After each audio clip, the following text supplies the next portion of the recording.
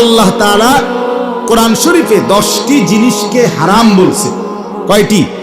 তো ওইখানে আছে তাফসীরের মধ্যে হযরত আদম আলাইহিস সালাম থেকে নিয়ে আমাদের নবী পর্যন্ত কোন যুগে কোন কালে এই 10টা বিষয় হালাল ভিন্ন হারাম ভিন্ন অন্য কিছু ছিল না, সর্বযুগের হারাম। এর মধ্যে একটা এই 10টা, ওয়ালা তাকরাবুল ফাওয়াহিশা মা যাহারা মিনহা ওয়া মা বাতান।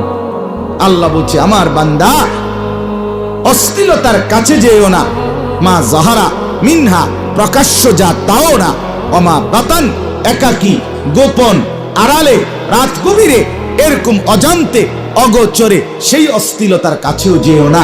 দুনিয়া দেখে না, মা দেখে নাই, বাপ দেখে নাই, রাত গভীরে সব ঘুমায় গেছে, তুমি উলঙ্গ ছবি দেখছো। আর শাজিম থেকে রব্বুল আলামিন ডাক দিয়ে বলে আনিস আমি জেগে আছি। আলাম ইয়ালাম বিআন্নাল্লাহা ইয়ারা। আল্লাহ বলে বান্দা জানো কি আমি কিন্তু তোমাকে সারাক্ষণ দেখি।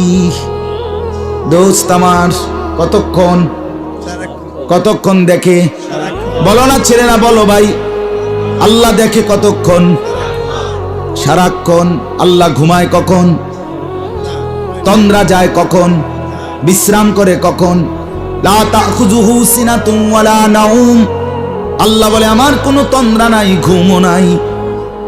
ওমা মাসসানা মিন লুগুব, আমাকে কোনো ক্লান্তি বিরক্তি স্পর্শ করে না। লা ইয়াদিল্লু রাব্বি ওয়ালা ইয়ানসা।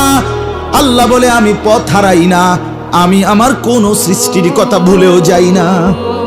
আমি আসমান যখন দেখি, সাতবক জমিনের নিচ তখনই দেখি, সব একসাথে চালাই।